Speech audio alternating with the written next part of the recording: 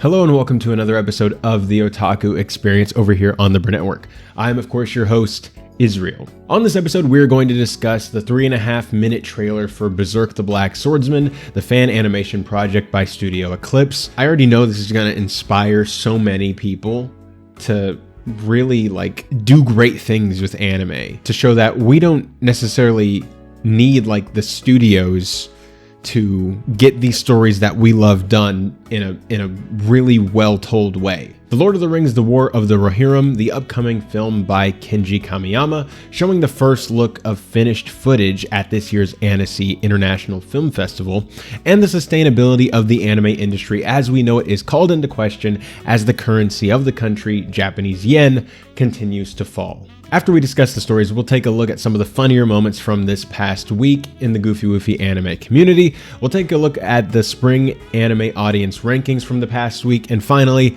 we'll get into the comments and questions written by you guys from the last episode. And with all that being said, let's get into the show.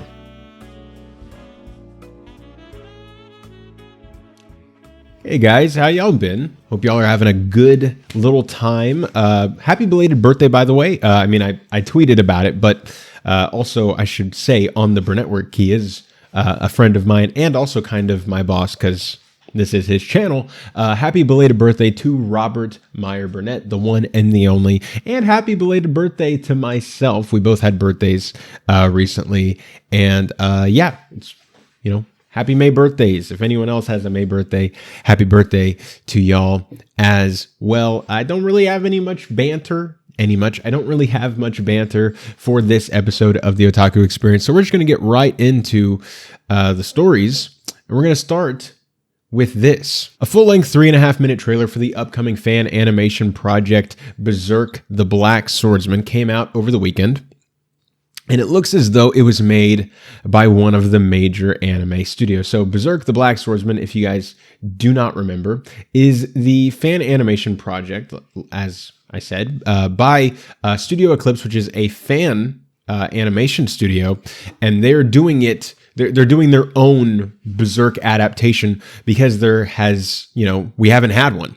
At least one that most people have been satisfied with. So they were like Thanos in Avengers, Age of Ultron's end credit scene, put on the gauntlet, fine, I'll do it myself kind of thing. And so we got this trailer and it's freaking blown up the internet. As you can see, over 1.5 million views in just 2 days, 186,000 likes, tons of support in the comments, just insane. So without further ado, let's just take a look at what's going on in this trailer. I've already checked out, but I feel like we'll check it out for you guys. Yeah, let me get on my headphones actually.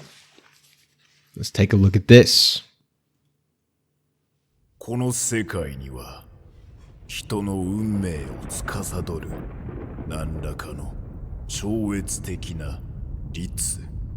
So as you can already hear, this is a professional production. I don't think really anyone expected this to be in Japanese. I mean, I didn't. Maybe somebody else did, but I did not. Because I don't know who's involved, but I figured that it would just be in English. And then maybe they would do some Japanese stuff, like maybe a Japanese opening and ending and, some captions, maybe things like that to pay respect to the art form and the story and the culture of the author. But they're actually hiring Japanese voice actors to do this, and it sounds amazing already. We have great voice actors. It sounds like this dude sounds like a professional. 神の手が存在するのだろうか。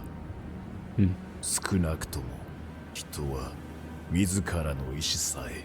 And you can already see the production. Look at this image. This is legit. This is a thing.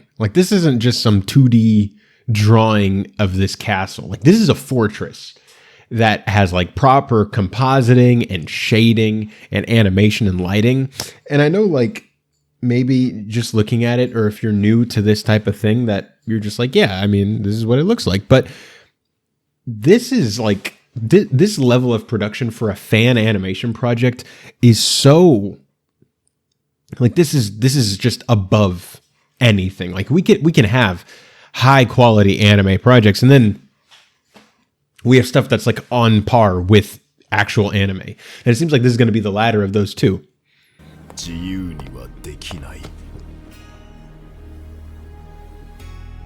あの大量の武器、すべてこの男のものだというのか。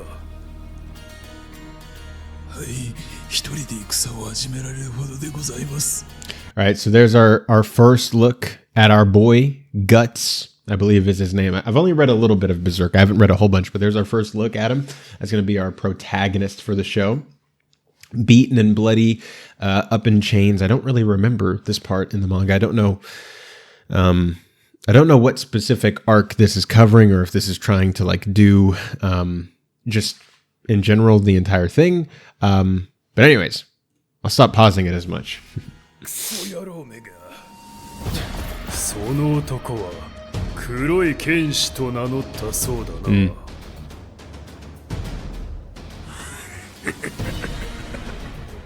It looks hand drawn too, like it's not just like all done like in a computer. I mean it is, but you know what I mean.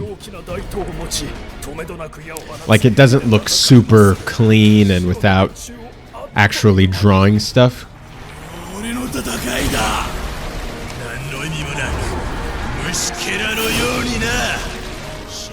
The violence is there. I can't get over, like, the animation is great. Like, that fight, that was smooth. Like, this running all in one shot, nice.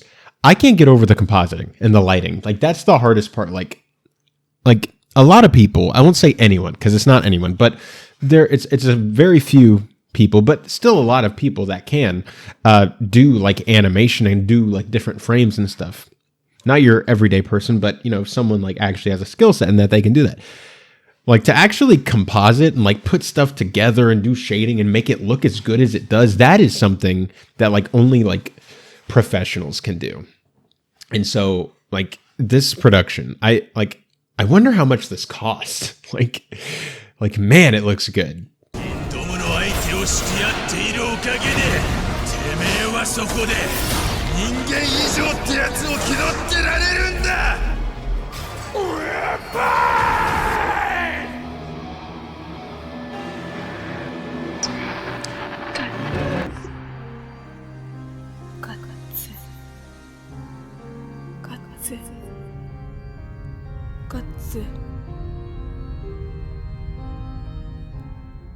Like, moments like this strike me like almost like something that like Mappa would make, but it's just a fan project. Like, man. Also, Studio ECLYPSE, I hope you're okay with me just like showing off the trailer, but I was just that impressed. I had to show it. Man.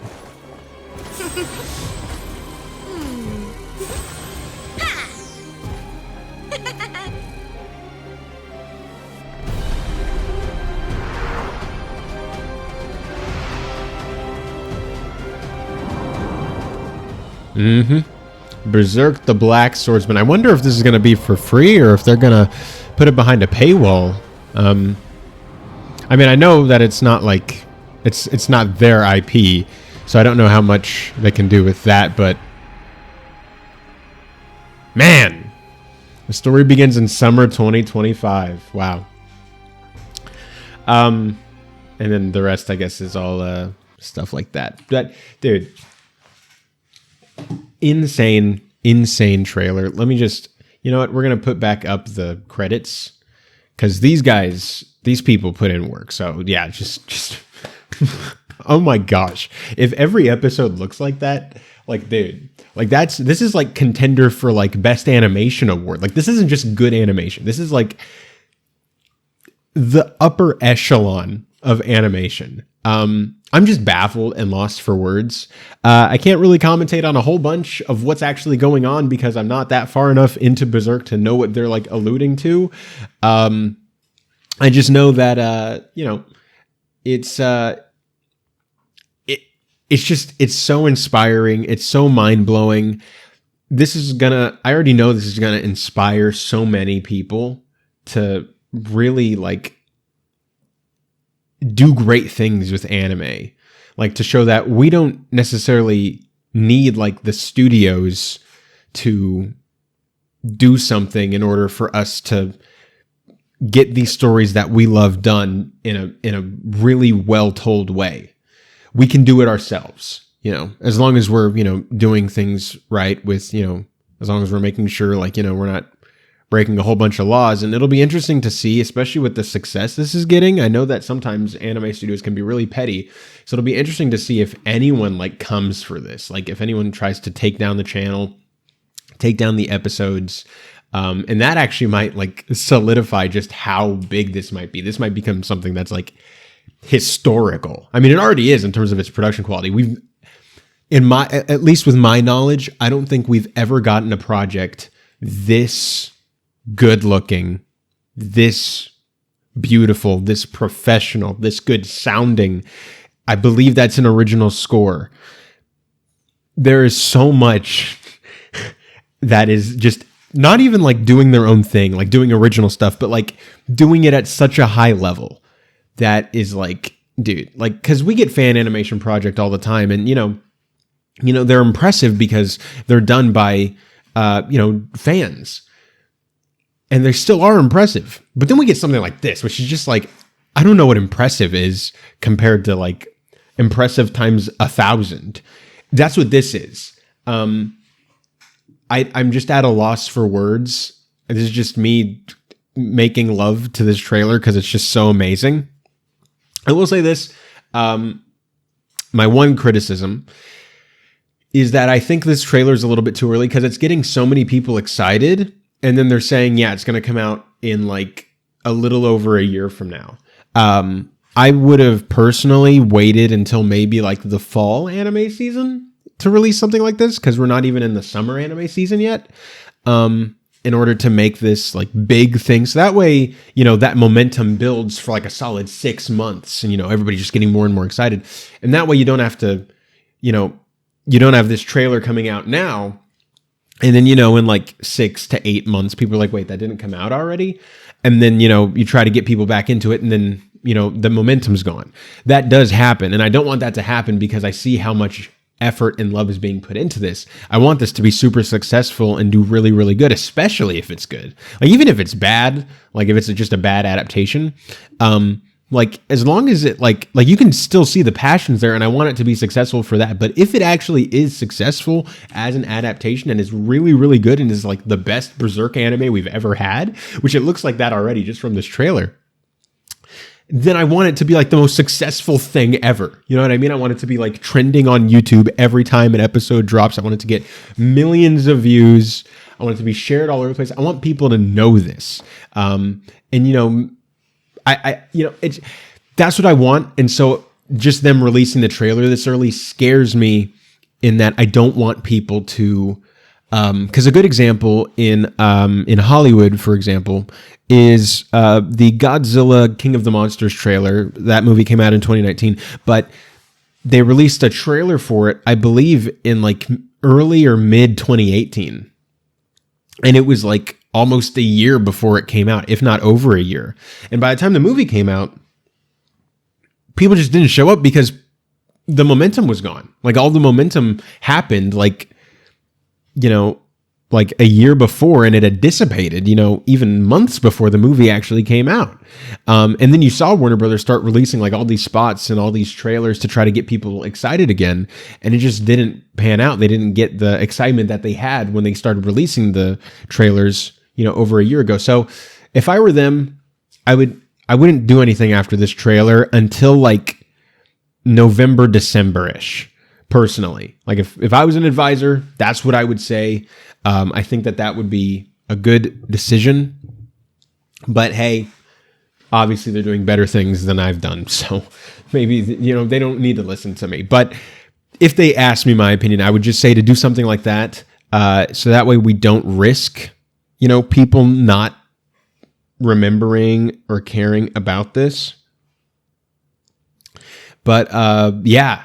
This Berserk trailer is just insane.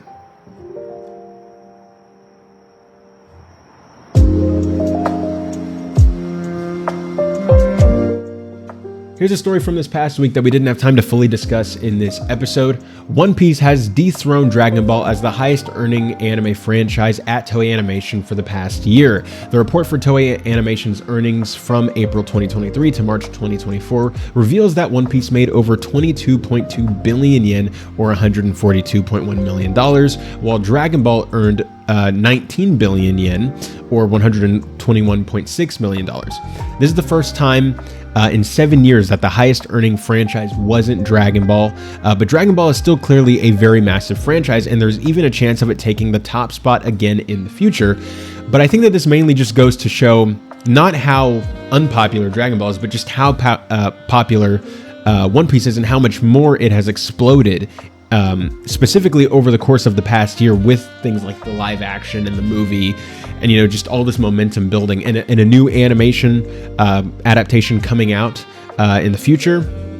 I think it just goes to show that. But for more information about Toei's earnings over the past fiscal year, I'll put a CBR article in the description.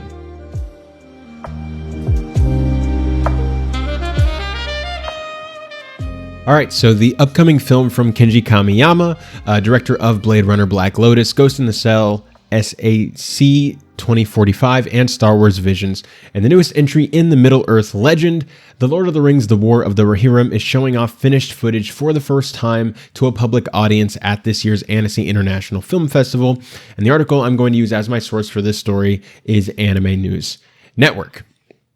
And so, if you don't remember, The Lord of the Rings, The War of the Rohirrim is the anime film that they're doing because they're trying to, they're kind of turning Lord of the Rings into kind of a cinematic universe, I guess. This is by Warner Brothers, I believe, so this is not connected at all to anything like the Rings of Power or anything like that. This is its own, I guess they're trying to tie it into the Peter Jackson films, but from what I understand, the people who own The Lord of the Rings, the Middle-earth books, I guess that they have not fully given the rights to either Amazon or Warner Brothers, and so each kind of has to fabricate things, which is why the Rings of Power ended up the way that it is, because they made up so much of it. And so I think that that's the case with this as well. This is kind of, and even the new Gollum movie that they announced. This is kind of all based on stuff, but also they can't directly adapt from things, so they're having to make kind of original things that are based on events that happened in Tolkien lore. But anyways, coming to this article from Anime News Network, it says, Entertainment Trade magazine Variety revealed on Monday that Lord of the Rings, The War of the Rohirrim, the new feature film by Kenji Kamiyama, will show the first publicly screened footage at the film of the film at this year's Annecy International Film Festival. The film's producers, Jason DeMarco, will also unveil a new logo for the film. And the logo, it looks the exact same as the old logo. They just kind of changed the font a little bit to match, to better match the Peter Jackson films. So it's like the exact same thing, like nothing changed. But, people were excited about it, so I guess that's fine. And then IndieWire posted 2 more images from the project on Friday, and I believe we've seen these images before, but these might just be higher quality images. It's the one with the elephant, or the Oliphant in Lord of the Rings. It's them fighting orcs, I believe. I believe that's either men or dwarves or both. I'm not a huge Tolkien head. I love the movies, but I've never been super, knowledgeable about the actual lore, so I don't really know exactly what's going on here. And then we have another one of the Oliphant with, breaking down the wall, and then we have this guy standing on top of what looks like a bunch of bodies, because it's the war. And I think that we've seen a lot of these, but we're getting them in a lot higher quality. And I think we got, like they said, like 2 more new images from those. So I think that's pretty cool as well. The film was previously slated to open on April 12th, 2024, but was delayed to December 13th, 2024. The Lord of the Rings, The War of the Rohirrim is set in the world of J.R.R. Tolkien's Middle-earth. New Line Cinema is producing the film in partnership with Warner Bros. Animation. Sola Entertainment is responsible for the animation studios for the film, and Warner Bros. Pictures will distribute the film. Brian Cox plays Hammerhand, the King of Rohan and protagonist. Gaia Wise plays Helm's daughter Hera. Luke Pasqualino plays Wolf. Dunn Linden Dunlending Lord, Miranda Otto reprises her role from the original films as Eowyn, Shield Maiden of Rohan, and she is also the narrator. The cast also includes yada yada yada, and the film is described as an original anime feature depicting a legendary battle that helped shape Middle-earth and set the stage for Tolkien's The Lord of the Rings. It explores and expands the untold story behind the fortress of Helm's Deep, delving into the life and blood-soaked times of one of Middle-earth's most legendary figures, the mighty king of Rohan, Helm Hammerhand. And I know that they said that Eowyn's going to be in this, and so I believe it's not going to be too far off from the time of Lord of the Rings, because she's a human, so she and I don't believe she's part of that line that lives longer like Aragorn does. So this should be within a decent time span to the actual film. And Philippa Boyens, who is also part of the screenwriting team for the live-action Lord of the Rings and Hobbit film trilogies, is also a consultant on the project. But I'm pretty excited about this because it's a freaking anime Lord of the Rings. I mean, after Star Wars Visions, we saw how anime works incredibly well with Star Wars. I can only imagine how good it's going to look with Lord of the Rings, especially with all the fantasy anime we get, and with it having a movie budget, and we're actually going to see a war, and all these images look incredibly violent and dark. This movie's going to be awesome. That's all I can say about it. And I am so stoked for it. And even, everything involved sounds pretty good. The one thing I'd be the most worried about is the director, and that's because when I was looking into him, and I know that he has directed things like Blade Runner, Black Lotus, Ghost in the Shell, and Star Wars Visions. I think he directed one episode and then worked on two others. This is the first time he's directing something super duper major as a full-fledged director, not just directing a couple episodes of a series. And so I was a little nervous about that, but that's the only thing. Everything else, from the animation wise to who's involved in writing, what the story's actually about, everything like that is just speaking to me. As little knowledge I have of Middle Earth, this sounds super exciting to me, but maybe, all the Tolkien heads are like, this is destroying the thing.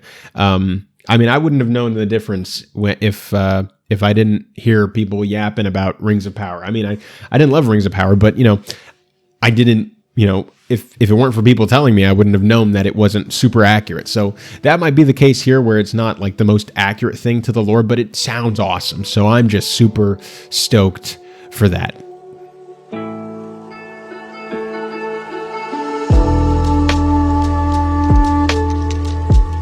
Here's a story from this past week that we didn't have time to fully discuss in this episode. On Tuesday, Kodansha, a Japanese publisher, announced the winners for the 48th Kodansha Manga Awards. Taking home the biggest awards were, for Best Shonen Manga was Frieren Beyond Journey's End, Best Shoujo Manga was I See Your Face Turned Away, and the winner for the Best General Manga was Medalist. These were the second nominations and first wins for Frieren and Medalist, and the first nomination and win for I See Your Face Turned Away. For more information on the winners and the nominees, I'll put an Anime News Network article in the description.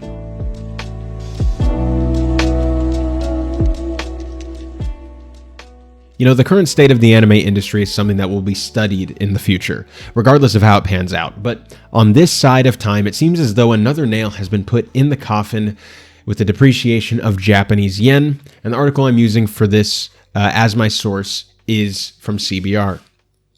And they say, anime staff and other professionals have recently raised concerns over the sustainability of the industry in light of Japanese yen's depreciation against essential currencies like the Korean won and the Chinese yuan. Yuan? I don't know how to pronounce that. Recent reports from Nikkei Asia and Japan Times reveal that the yen is at a 16-year low against the won and its lowest against the yuan since 1993. Animator Otaru explained in April why this was significant in a recent post to X, formerly Twitter. The weak yen is also having a significant impact on the anime industry, with overseas companies that were able to do business with us until the beginning of the year now saying that they can no longer take on orders at the same prices. Most anime studios act as contractors for production committees entrusted with budgets for their service, which they use to subcontract studios. Animator Otaru continued. On the other hand, the budget from the committee remains unchanged, and the studio has no choice but to cut its profits to make up for the weekend or to reduce the cost of the footage. Furthermore, the purchasing power of anime fans is also declining. The latter post comes from an episode director for the Crunchyroll Spring 2024 anime titles, Mysterious Disappearances and Bartender Class of God, Kentaro Mizuno. Highlighting this issue in multiple posts this year, he said, "It has come to the point where good animators and capable companies in China and Korea are no longer accepting Japanese work, and even if they do, they cannot make a profit. Even though it's gotten to the point you, the government, plan to do nothing, if this continues like this, sooner or later Japan will sink. Japan's talented animators and companies will be taken over by foreign companies. They'll be dominated, exploited. That would be the case." Japan's reliance on outsourcing stems from cheaper labor costs, particularly from Korea and China. If this can't be sustained, it would likely force the number of productions to go down, or for already overworked and underpaid anime staff to work harder to compensate. A 2021 statistic from Animator Dormitory Project alleged that 90% of animators quit their jobs in 3 years, making increased burdens possibly disastrous. Naturally, this also has real effects on viewers, including production troubles and cancellations, and entrenching the duopoly of cheaper trope-filled anime or only adaptation of works that can reliably be expected to deliver major profits. And then it continues. But I mean, that's basically it. I don't know why I did that. You're not supposed to see that. For those listening to the podcast, I accidentally showed a visual that they weren't supposed to see. But anyways, and then at the bottom here, we can go ahead and read this. I guess there's some other stuff that I think we might as well talk about it. Okay. Mizuno's vision of exploitation stemming from low wages may already be happening, even domestically. Chief producer at Netflix Anime, Taiki Sakurai, held a talk at Research Institute of Economy, Trade, and Industry last year, with his comments having implications for both creators and the quality of anime for fans. On the one hand, he called for the Japanese government to introduce better tax support systems for production companies to improve their ability to sell anime overseas. This was something that Chainsaw Man producer Makoto Kimura highlighted changed MAPPA for the better. Nevertheless, the bulk of his talk called for the introduction of AI, adding, "The difference between Japan and other countries in terms of acceptance is that Japan still relies on individual craftsmanship skills and has not been able to break away from this. I think we are now cornered into a situation where there are not enough creators to want to borrow even a cat's hand. And if we don't use AI, we won't be able to deliver tomorrow's product in time." Sakurai's closing comments included, "Although this is not necessarily a good thing, it is now cheaper to make anime in Japan than in Thailand, Vietnam, or South Korea. In that sense, one of the attractions of Japanese production sites is that production costs are reasonable, which may be an opportunity for success." So we end on a little bit of a hopeful note there. Yeah, like I said before, the state of the anime industry is just something that needs to be studied and like how we kind of got here. Now, this is something that's not really helpful, or this isn't something that's really caused by the anime industry. Like a lot of the other stuff is like based on like actually decisions that the studios are making or producers are making, and then we see how that affects everything else. But this one is actually just a Japan-wide thing where the Japanese yen is just not as valuable as it was. It's at a 16-year low, they said.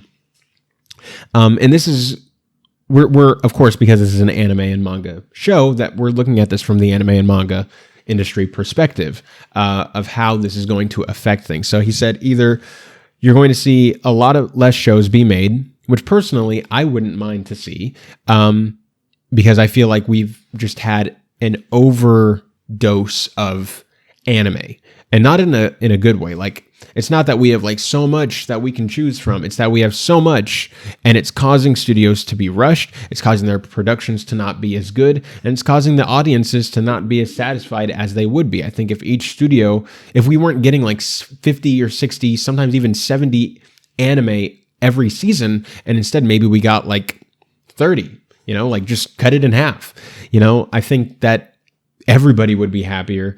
I mean, the only ones who might not be happier are the studios, but who cares? Suck it.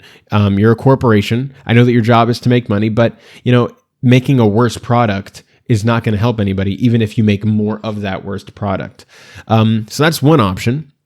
And then the second option was that, and what I think is probably the most likely option, at least in the short term, is that it will cause the people who are already overworked and underpaid to work even harder and be exploited even further, to make up for how they can't outsource, the anime anymore to other studios in other countries because of how low the yen is. The studios just don't want to do it for that much anymore. It's like, China's not going to do this for the same amount of money that they would have. They want more because the yen's not worth as much. And so Japan can either go, okay, well, we'll pay more to make up for that, or we can, make less shows, or, and this is the third option, we can just, okay, fine, you don't make it. We'll just make our people who are already overworked and underpaid work even more and get paid even less. Which I think is probably, like I said, the most likely option, at least in the short term, if not the long term. And that's scary. This is definitely something that starts to get into political talks. So we're going to kind of start ramping it down here because that's not really my space, especially in Japanese politics. Like, I'm out of my depth. Like, I'm kind of knowledgeable on American politics. I try to stay informed as best I can. But like, dude, I am like out of my depth when like you start talking to me about Japanese politics. I don't know. But yeah, I mean, this is something that the government's going to have to address. And I hope that they do, because while there is a way that I think that the industry can do it where there will be the least amount of stress on everybody involved, except to like the producers' pockets, but they're fine. I only see this causing worse things for the anime industry, and I worry about that because of how bad we know things are in the anime industry right now. And this just seems to be like throwing oil onto the fire. And like I said before, it's just something that's going to have to be studied, just how many things are going wrong all at once in this anime industry. Some of the stuff is self-inflicted, and some of the stuff is just outside stuff that they can't really affect. But what the anime industry can do, because they didn't choose to have the yen depreciate like this, what they can choose to do is how they're going to respond. And I would pray and hope that they would respond in a way that would be best for the people that work for them, and that would be best for the audience, even if in the short term it's not best for the studio itself. I hope that they would try to do what's best for the actual product that they're making, rather than try to do what's best for their own pockets. I know it's very unlikely, just based on how the anime industry is and how human nature is, but that is my hope, and that's really all I can do in this moment.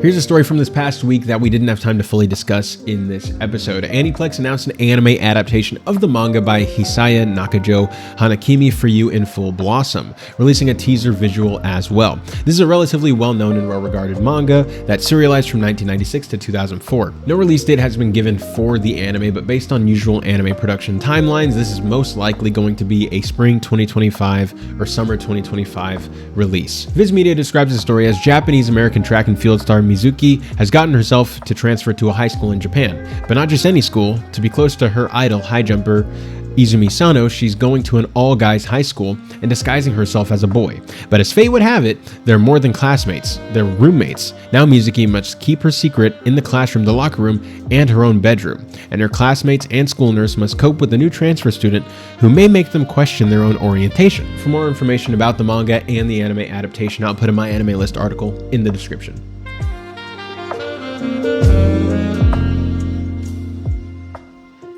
So Anime Trending is celebrating its 10th anniversary this year, and its birthday present to itself was the launch of a global e-commerce store, but what's more, a new mascot. And the article I'm using as my source for this story is from Anime Trending.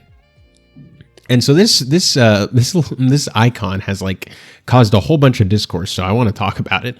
I don't really care. That's my opinion on it broadly, but we'll get a little more nitty gritty. I will say this. They released some information about her profile, I guess. And so she's 23 years old.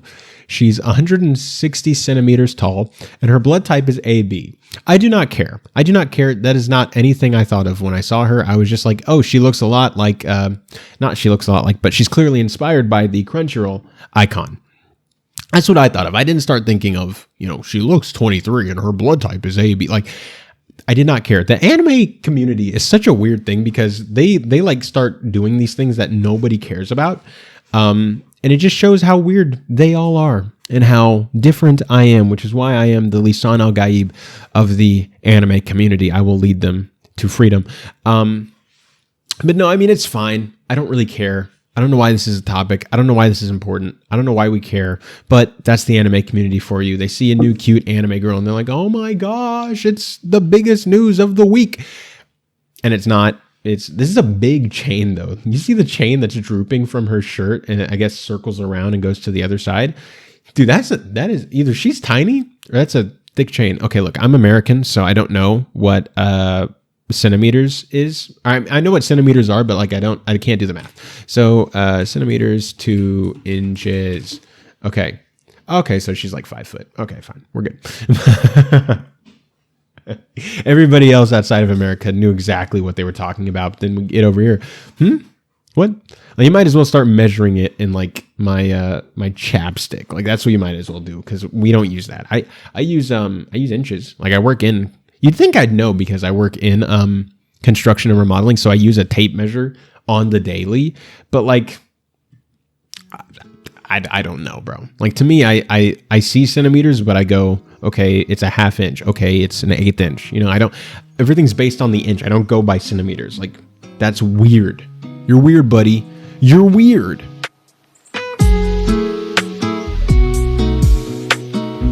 Here's another story from this past week that we didn't have time to fully discuss in this episode. The upcoming anime Terminator Zero, previously just called the Terminator anime, will officially release on August 29th. Netflix also shared some first look images. Production IG is the studio behind the animation, and Masashi Kudo, the character designer from Bleach 1000 Year Blood War, will be directing.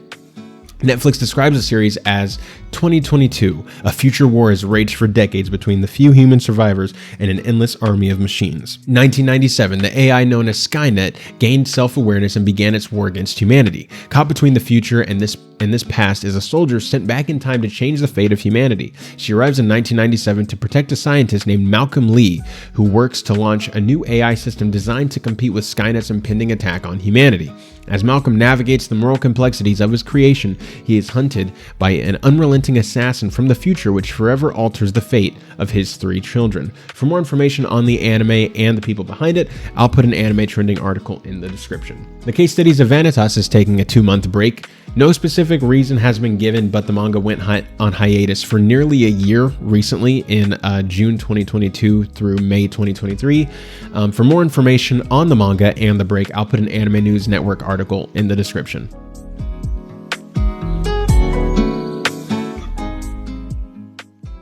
With the major headlines out of the way, it's time to hop into some of the funnier moments of this past week. This is the Goofy Woofy anime community.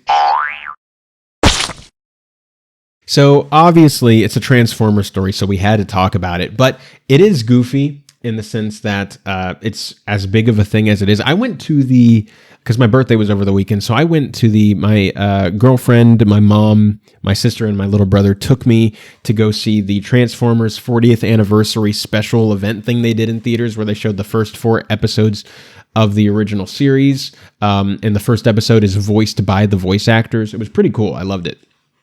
But they did have a bunch of ads beforehand, and one of the ads was these Transformers Beyblades, where they're literally just Beyblade X Beyblades that have like their own designs, and then they're just like slapped on some stickers. Like you dare like you just throw a sticker of Megatron on these freaking things. Like it's so like there's nothing on here. Like I wish that the metal itself, or like the actual design of the Beyblades, was like something that really was like exclusive to this, but these are just like default stuff. Like nothing looks special. Like I know that they all have different designs. It's not like they're all designed the exact same with a new sticker on each of them, but like, you know, like these don't really like hit me as like, oh, this is Starscream, this is Optimus Primal, this is Megatron. You know, it doesn't really strike me as anything like that.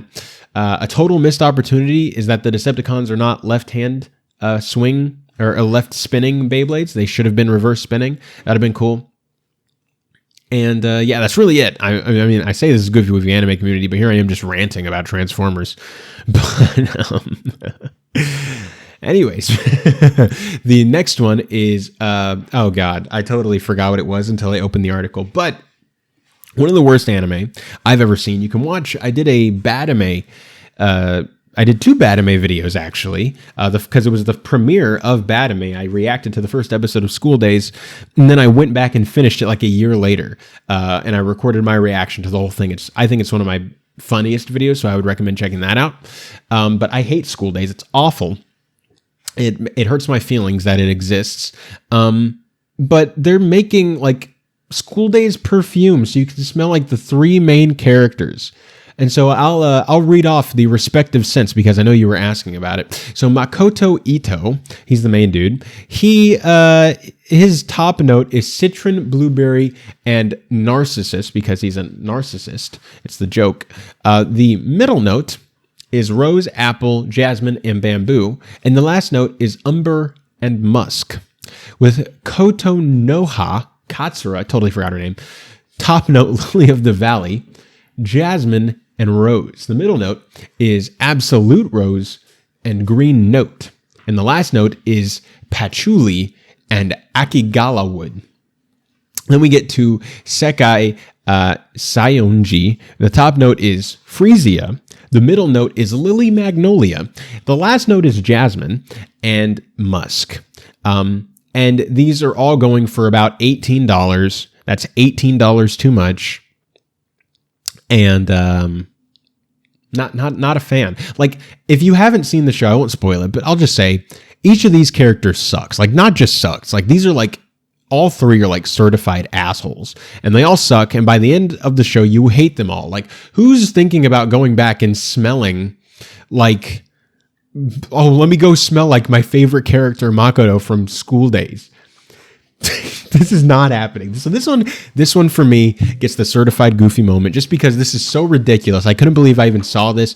Who is still funding School Days? And while we're at it, you know what? Just redo the School Days anime. Let's get it high quality. Come on now. That's what the people really want.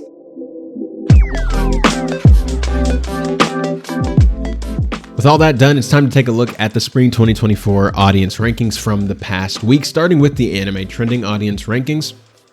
At number 1, we have Date A Live 5, which has spent 3 weeks at number 1. At number 2, Jellyfish Can't Swim in the Night, which has spent 3 weeks at number 2. At number 3 was Konosuba, Blessing on This Wonderful World Season 3. At number 4 was Mysterious Disappearances. At number 5 was Girls Band Cry. At number 6, That Time I Got Reincarnated as a Slime Season 3. This is also a re-entry into the top 10. Mushoku Tensei Jobless Reincarnation Season 2 Part 2 is at number 7. Kaiju number 8 is at number 8. Spice and Wolf, the reboot, is at number 9, and Sound Euphonium Season 3 is at number 10, which is where it has been for about 3 weeks. In Anime Corner audience rankings, we have at number 1, Konosuba Season 3. We have Date A Live 5 at number 2, Mushoku Tensei Jobless Reincarnation Season 2 Part 2 at number 3, Windbreaker at number 4, Go Go Loser Ranger at number 5, Demon Slayer Kimetsu no Yaiba Hashira Training Arc at number 6, Delicious in Dungeon at number 7, and Archdemon's Dilemma How to Love Your Elf Bride at number 8, My Hero Academia Season 7 at number 9, and Chillin' in Another World with Level 2 Super Cheat Powers at number 10.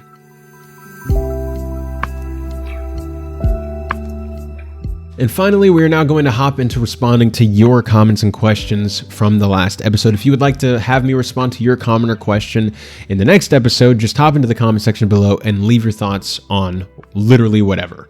It doesn't even have to be anime related. Just, you can say anything you want. So starting off, we have C Wega 2463. One Piece isn't the only live action success we've had. In the West, we've had Edge of Tomorrow, Live Die Repeat, which people don't even realize is a manga adaptation, and Alita Battle Angel. Elsewhere, we've had recent Parasite spin-off live action series, which was solid. People like Rurouni Kenshin movies, and I've heard good things about some others too. Okay, I can get what you're saying. But with Edge of Tomorrow and Alita Battle Angel, at best, both of those broke even. They weren't actually like full-on successes. Alita Battle Angel reception was mixed. Edge of Tomorrow's reception was really good, and I also really like that movie. But in terms of their actual like return, like the return on investment, they like broke even. They didn't actually like bring anything back to the studios that made them. The Parasite live-action spin-off series, it may have been liked, but it wasn't like a major success. Not a lot of people talked about it. And then the new Rurouni Kenshin movies, personally, I couldn't get into them. I tried to watch them. I didn't really like them. So I would say that still, I do think that One Piece is really the only true live-action success that we've had that's like actually true to like the source material it's creating in terms of like, it did really good for Netflix. Because a lot of people subscribed to see it, and a lot of people loved it. So I think that still is really the only live action success that we have had. But I appreciate those entries, and I do agree with like Edge of Tomorrow being like at least a critical success, but box office wise, I think at best it broke even. Marco Esquandoles 4737 says, "What a long wait for One Piece season 2." I know, and that's the thing. With the current state of Hollywood and anime too, is like back in the past, we used to like have shows that like got renewed like as they were going.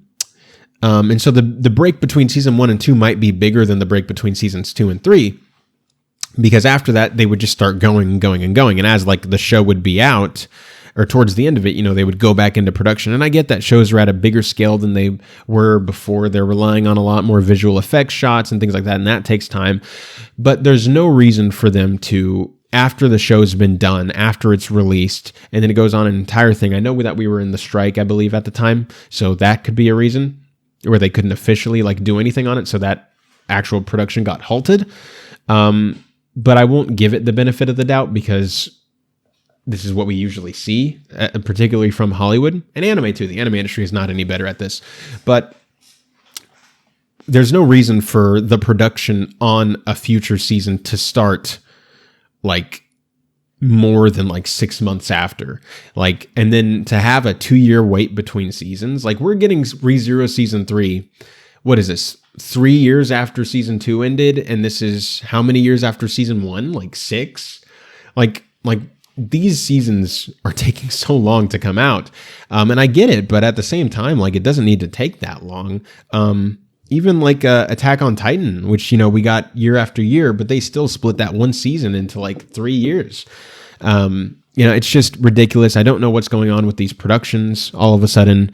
Well, I say all of a sudden, but it's been happening for years. But it used to not be this way, man. We used to get new seasons every single year, and it was awesome that way. But Eli Craig 2601 says, "Speaking on the new Oscar submission rules, I think that these new rules will make it more likely that countries will choose animated features more often as their official submissions." I'm going to interject right here and just explain, because it's been a bit since the last episode. If you don't remember, the Oscars changed their rules, so now international, so now you can have an animated film be both your international film nomination and an animated film nomination, which it wasn't before. Going back to the comment, in the best international feature category, there have only ever been 2 animated films nominated, those being Waltz with Basher and Flea. I remember Flea being nominated, both having very serious subject matters and are both from countries where not as many movies are produced. Often, if a country doesn't make very many movies, they will submit an animated film, like with Boy and World, Brazil, Flea, Denmark, and Peasants from Poland. I think in years past, it may have been harder for an animated film to get nominated, but in today's movie landscape with production in a more poignant place, I think if great animated films of the past were to come out today, they would be likely to get nominated. Films like Akira, Ghost in the Shell, Grave of Fireflies, Spirited Away, The Wind Rises, The Tale of Princess Kaguya, etc. I do think that countries fear picking the wrong movie. Let's say in 2021, Japan had chosen Belle over Drive My Car. If they had chosen Belle, then Drive My Car would not have been able to win the category, not to mention it was nominated for Best Picture, so it had a lot of fans, including myself. This past year, we saw Japan choose Perfect Days, which was amazing and did get nominated, but it wasn't in winning conversation. If they had chosen The Boy and the Heron, it most likely would have been nominated and would have had a higher chance of winning. Japan was probably more afraid to choose The Boy and the Heron as it is animated, and Perfect Days just seems more like the kind of thing that gets nominated. I do think that people are starting to take animation more seriously, which could lead to more animated films being submitted and nominated. Hopefully in the future, countries will submit more animated films and support the fact that animation is not a genre, and it can tell powerful emotional stories with great artistry. Not to mention, it would be cool AF if an anime film won the category. Dude, it would be awesome. And I totally agree with a lot of what you're saying there. I think, the thing about it is because people still don't take animation so seriously, and especially like animation outside of the US, this does bode well for a change in the Academy, but I still think that if they nominated something, that thing wouldn't win. Like if The Boy and the Heron was nominated last year, I don't know if it would have won, because what was the winner last year? Was it Zone of Interest? Or was it Anatomy of a Fall? It was one of those two. I think that those two, like you said before, are just some things that the Academy are just more likely to not only nominate, but to win. And The Boy and the Heron is kind of gets placed in like the little, I don't believe this, but this is what the Academy thinks, like the little kiddie awards, which they view as the, animation awards, which needs to not be the thing. I would prefer if they just removed the animated category altogether and they just had animated films in every other category.